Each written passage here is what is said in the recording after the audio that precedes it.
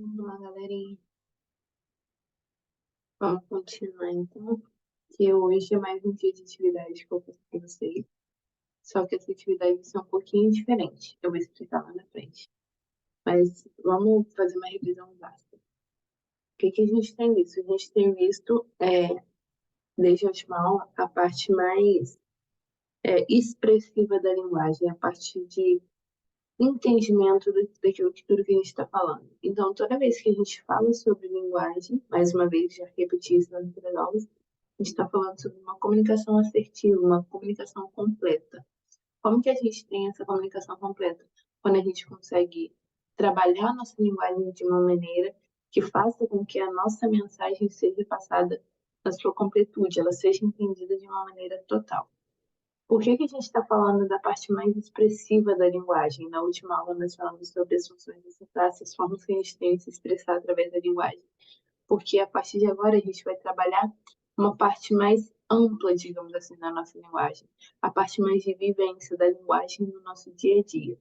Hoje a gente vai voltar um pouquinho só para a gramática, só para a gente entender, basicamente, os elementos da função sintática. Por que a gente tem a sintaxe? Se lá na primeira aula a gente viu um pouquinho mais sobre variantes linguísticas, sobre morfologia, que é a parte separadinha do estudo das palavras, por que agora a gente vai trabalhar a linguagem de uma maneira mais assertiva e de maneira mais completa? Tá bom? Deixa eu subir o slide aqui para a gente entender melhor.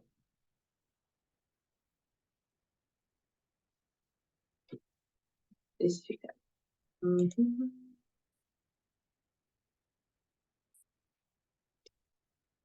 Vamos lá. Vamos voltar para tudo que a gente viu lá nas primeiras aulas. Nas primeiras aulas, nós vimos cada partículazinha do conceito de uma frase, de uma oração. Cada palavrinha tem um nome, tem uma variável, tem uma forma de variar diferente. Então, a gente viu o advérbio, o artigo, preposição, substantivo, verbo. Por quê? Porque são as partes da linguagem que precisam ser entendidas na hora que a gente vai construir uma mensagem, porque a gente precisa colocar cada palavrinha no lugar certo, para a frase não ficar solta, não ficar perdida, para não ser só um monte de palavras jogadas. Elas precisam dessa ordem, desse encadeamento, para que ela faça sentido. Hoje nós vamos ver a parte total da linguagem. A gente vai falar sobre os elementos da sintaxe, que são aqueles elementos que trabalham no conjunto total, digamos assim. Então, a gente tem aí, como a gente viu na primeira aula, os artigos, advérbios, as partes mais morfológicas, e hoje a gente vai trabalhar basicamente o sujeito predicado, aquela parte da linguagem que é mais prática, que a gente pergunta, que a gente quer saber como que algo aconteceu, a gente pergunta para o verbo. Por que a gente vai estudar sintaxe? Porque a gente precisa entender como que esse conceito de frase e oração ele é sistematizado, como que é importante a gente entender esse sistema completo da frase. Então, hoje a gente vai falar sobre essa situação comunicacional que a gente tem no nosso dia a dia. A gente sempre fala, eu sempre falo para vocês que a nossa comunicação é uma interação que precisa ser completa. É um processo que passa, deixa eu ver no mapa, entre interlocutores. Lembram da tríade da comunicação? Alguém fala sobre algo ou alguma coisa com alguém? Toda a comunicação é baseada nisso. Então, esse conjunto de produção, essa produção conjunta entre esses interlocutores, é que vai distinguir os tipos que a gente tem de produção dessa comunicação.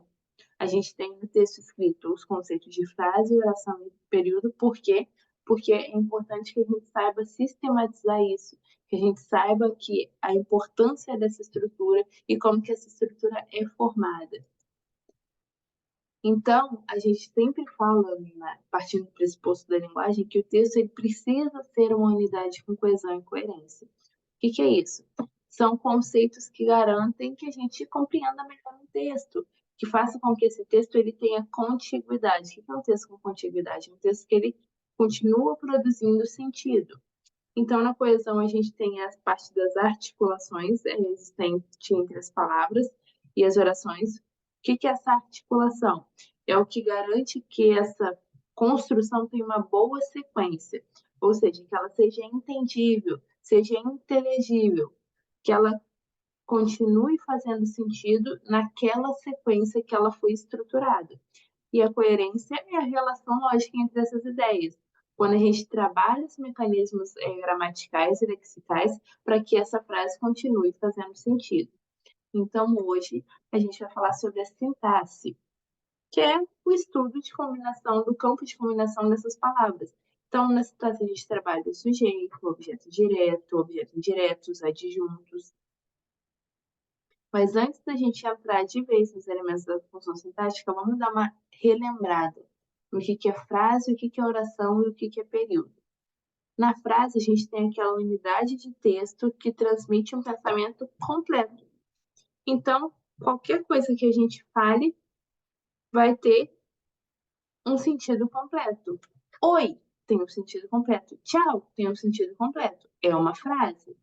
Diferente de oração. A oração é o enunciado que vai se organizar em torno de um verbo. Então, na frase a gente não precisa ter um verbo. Na oração a gente precisa ter o verbo, porque ele é o comandante desse enunciado.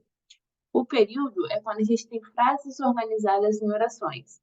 Então, a gente pode ter 3 tipos de períodos. A gente pode ter um período composto por coordenação, que é quando a gente tem orações autônomas e independentes sintaticamente. Então, se eu separar as frases, elas continuam fazendo sentido, porque elas são independentes. Nós temos também um período composto por subordinação, que são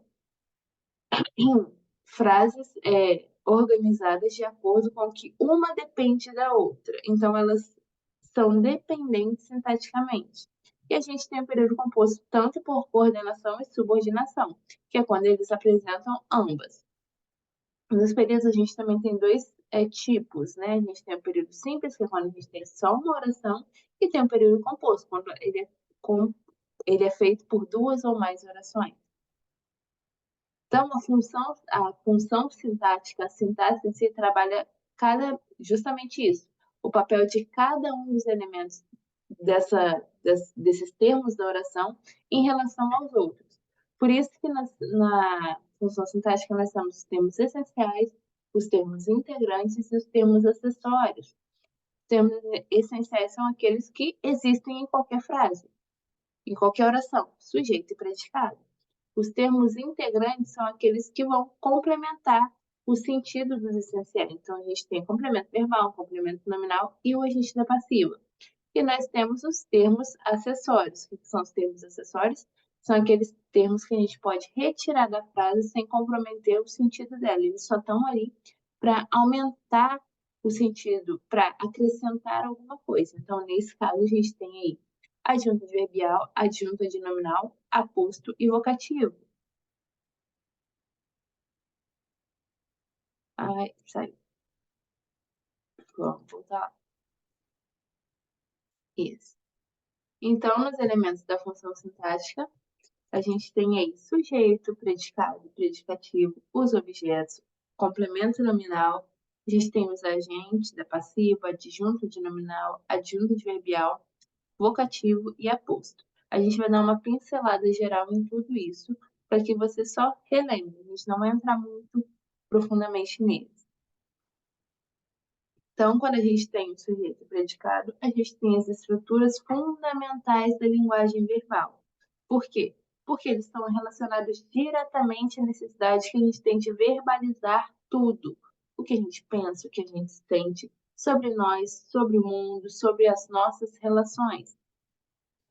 Por que eles são fundamentais na língua? Porque tudo que parte do pressuposto de linguagem verbal é baseado nisso. A gente vai observar isso mais para frente. Então, no sujeito, a gente tem o ser de quem se diz alguma coisa. Então, o sujeito ele sempre concorda com o verbo, é ali que vai estar o assunto central da frase, e ele normalmente apresenta como núcleo um substantivo, um pronome ou uma palavra substantivada, diferente do predicado, que é aquilo que se afirma a respeito do sujeito. Então, ele geralmente apresenta um verbo, e ele sempre está em concordância com o sujeito. Por quê? Porque é ali que a gente tem uma informação, uma afirmação a respeito do sujeito. No sujeito, a gente tem alguns tipos. Nós temos o sujeito simples, que é aquele que tem um núcleo só. Então, como que a gente faz para descobrir o sujeito? A gente pergunta para o verbo. Certamente, o advento do cinema falado fez mal aos atores do cinema mudo. O que fez mal aos atores do cinema mudo? O advento do cinema falado. Observem, a gente pergunta para o verbo e acha a resposta anteriormente, geralmente. Nós temos também o sujeito composto, que é aquele que tem dois ou mais núcleos. Esquetes, montagens capciosas de imagens de celebridades e paródias de notícias representam este novo humor. O que representa este novo humor? Esquetes, montagens capciosas de imagens de celebridades e paródias de notícias. Eu tenho aí 3 núcleos, então eu tenho um sujeito composto. Temos também o sujeito desinicial, que é aquele que não aparece na oração. Ligue o computador. Eu não preciso falar. Quando a gente fala para alguém, liga o computador, a gente não fala, ei, você aí, liga o computador.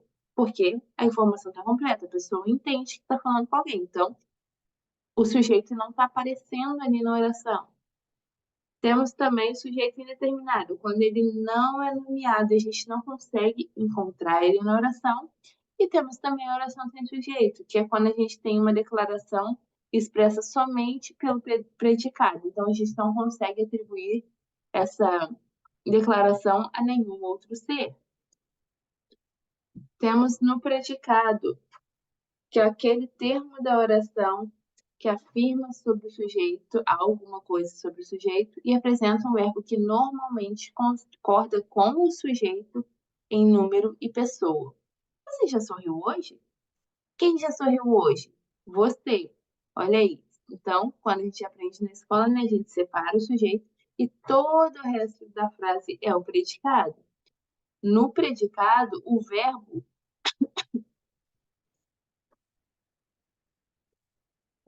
sempre vai ser aquele que a gente vai utilizar para fazer a pergunta para achar o sujeito.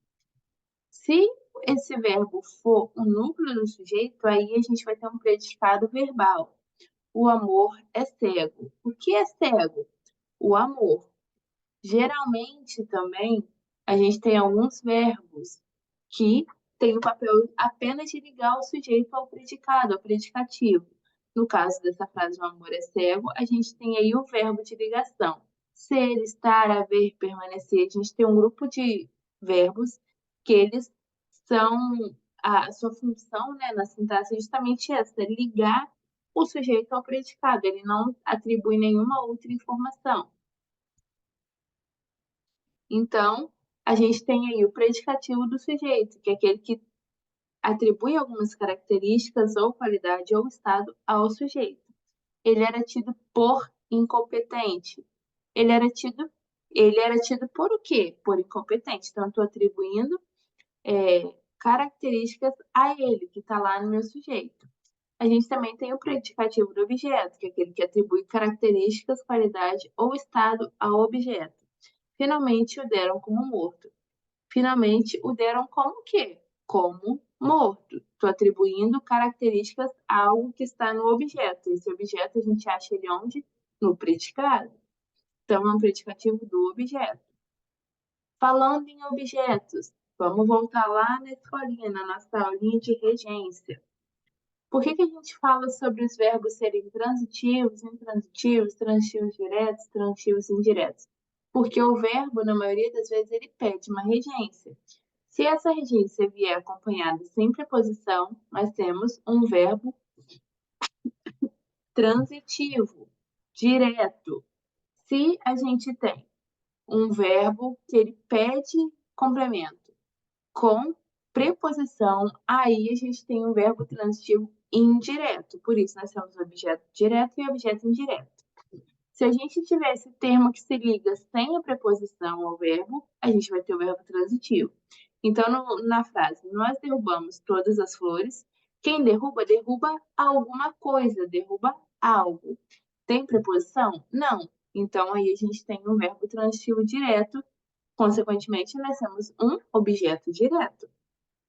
Na frase, a elite indiferente assiste ao desmatamento, o verbo assistir ele tem pede duas preposições. Quem assiste de olhar, de ver, assistir TV. Assiste a TV. Pede um objeto indireto, porque eu tenho preposição ali. Quem assiste no ajudar também. Então, assiste a algo ou a alguém, ajuda, acompanha algo ou alguém. Então, nesse caso, nós temos um verbo transitivo indireto. Então, se eu tenho um verbo transitivo indireto, a gente tem um objeto indireto. Temos também o complemento nominal, que é aquele termo da oração que sempre vem precedido também por uma preposição, mas ele vai completar um sentido de um substantivo abstrato, de um adjetivo ou de um advérbio. Por quê? Porque sozinho ele vai ter um significado incompleto. Então, ele vai precisar desse complemento para ter um sentido melhor. Já terminou a construção. Qualquer construção? Não. Quero especificar qual construção que é. Então, eu adiciono ali um complemento nominal. Já terminou a construção do prédio. A mesma coisa com o adjunto de nominal, só que nesse caso quando a gente quer caracterizar ou determinar um substantivo. Como que a gente utiliza o adjunto nominal? Sempre através de artigos, adjetivos ou algum outro elemento que vai desempenhar essa função adjetiva. Os elogios da diretora aos estudantes. Eu estou especificando de quem são os elogios. São feitos pela diretora. Então, eu estou caracterizando, determinando aquele substantivo. Por isso que a gente chama de adjunto de nominal. Temos também o adjunto adverbial, que é aquele termo que indica as circunstâncias em que se dá a ação verbal. Então, a gente pode perceber que ele é representado por um advérbio, uma locução adverbial ou uma oração subordinada adverbial. Temos também o vocativo, que é aquele termo que serve para chamar, invocar ou interpelar um ouvinte real ou hipotético. Então, ele geralmente é relacionado à segunda pessoa do discurso, com quem a gente fala. Não fale tão alto, Rita. Ei, você, vem aqui. Rita, nesse caso, é o vocativo, e na frase ei, você, vem aqui, você é o vocativo, porque eu estou chamando. E temos também o aposto. O aposto é o nome que a gente dá ao termo que ele está ali para especificar ou exemplificar algo que já foi mencionado anteriormente. Então, geralmente, ele vem entre um termo e outro, e ele vem separado no meio dessa oração, digamos assim, por vírgula, por dois pontos, por parênteses, por travessão.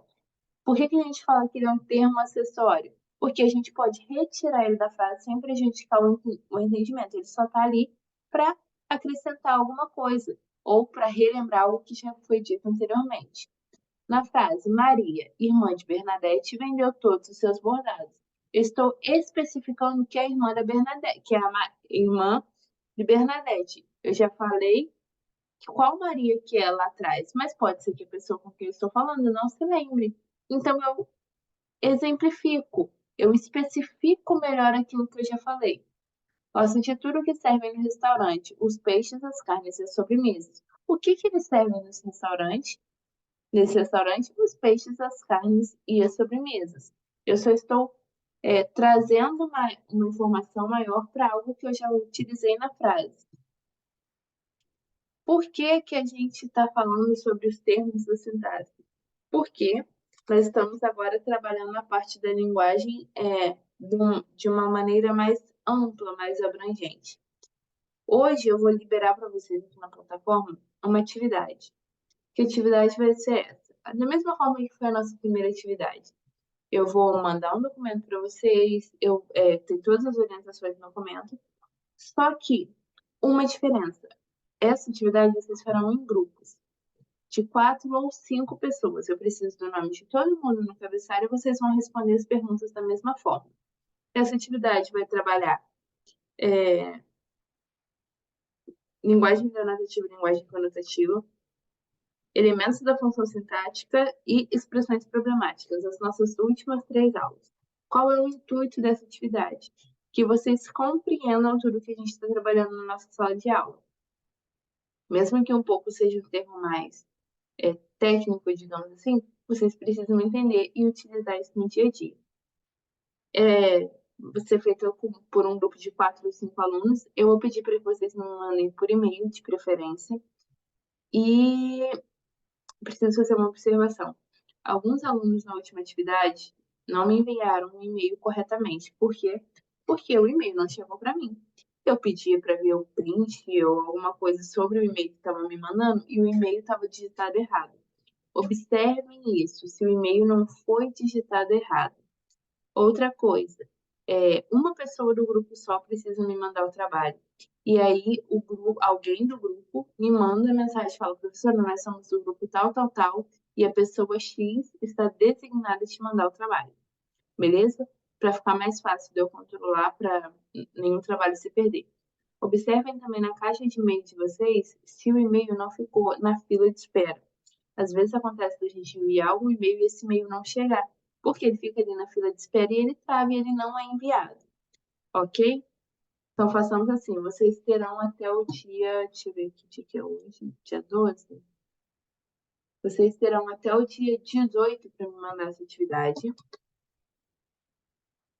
De noite, no mais tardar 19. Quem tiver algum imprevisto, alguma coisa, entre em contato comigo, algum grupo, alguém do grupo, entre em contato comigo falando que vocês não vão conseguir enviar e a gente conversa melhor, tá bom? Mas a princípio, vocês vão me enviar até o dia 18 de noite, no mais tardar dia 19 de manhã. Tá bom, galerinha? Acho que é isso. Tô gravando essa aula agora durante o dia porque eu vou ter um imprevisto de noite e aqui onde eu moro o metrô tá em greve, então eu não sei se eu conseguirei chegar a tempo de dar aula para vocês. Então, antes de sair, eu já tô gravando a aula e subindo na plataforma para vocês não ficarem sem conteúdo, tá bom? Acho que é isso. A gente se vê na próxima sexta. Qualquer dúvida sobre a atividade ou alguma coisa, podem me mandar no WhatsApp, tá bom? Tchau, tchau, gente. Beijinho.